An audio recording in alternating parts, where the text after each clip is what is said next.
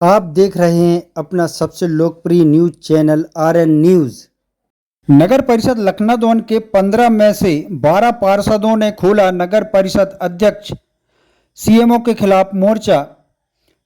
लखनऊ नगर परिषद की अध्यक्ष सीएमओ चलाती है अपनी मनमर्जी, नहीं हो रहे वार्डों में विकास के काम। नगर परिषद लखनऊ के 5 में से 3 सदस्यों ने पीआईसी पद से दिया इस्तीफा, कलेक्टर को सौंपा ज्ञापन। लखनऊ नगर परिषद की अध्यक्ष मीना गोल्हानी और सीएमओ गीता वाल्मीकि की मनमर्जी अपने चरम पर चल रही है, जिसके फलस्वरूप लखनऊ नगर परिषद के 15 में से 12 वार्ड पार्षदों ने सिवनी कलेक्ट्रेट पहुंचे और सिवनी कलेक्टर संस्कृति जैन को ज्ञापन सौंपा, साथ ही अपनी आप बीती भी सुनाई।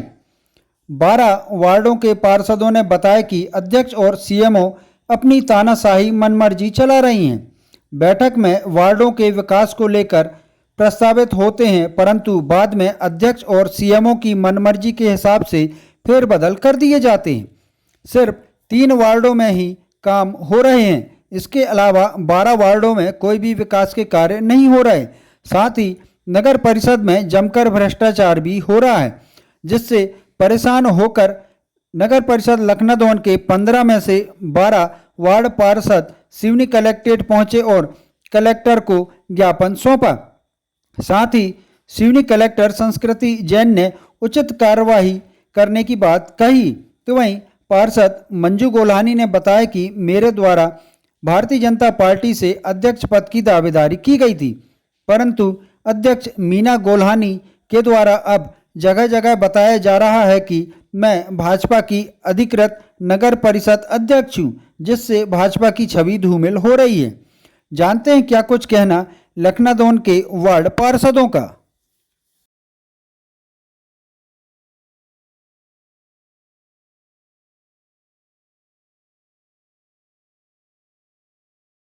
वार्ड क्रमांक 6 संगीता संजय गोल्हानी है। मैं राजस्व विभाग से हूँ और जो पीआईसी में निर्णय लिए जाते हैं वो मीटिंग के बाद जो निर्णय लिए जाते हैं वो बदल दिए जाते हैं और सीएम मैडम हम लोग जो वहाँ पर जो निर्णय लेते हैं हम लोग की वहाँ कोई बात सुनी नहीं जाती है, इसलिए मैं इस्तीफा देने आई हूँ। हम 12 पार्षद आए हुए हैं, 15 में से 12 पार्षद आए हुए हैं। 3 लोग निर्माण और सभापति पद से इस्तीफा दिया है। हम लोग अध्यक्ष की कार्यप्रणाली से संतुष्ट नहीं हैं।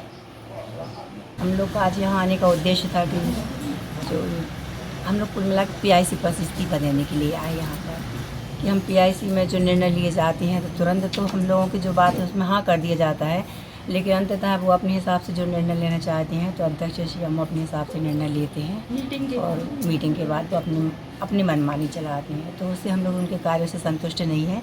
इसी उद्देश्य से हम पीआईसी से इस्तीफा दिया है। कलेक्टर मैडम ने तो पूरा आश्वासन दिया है कि जो हम लोगों ने आज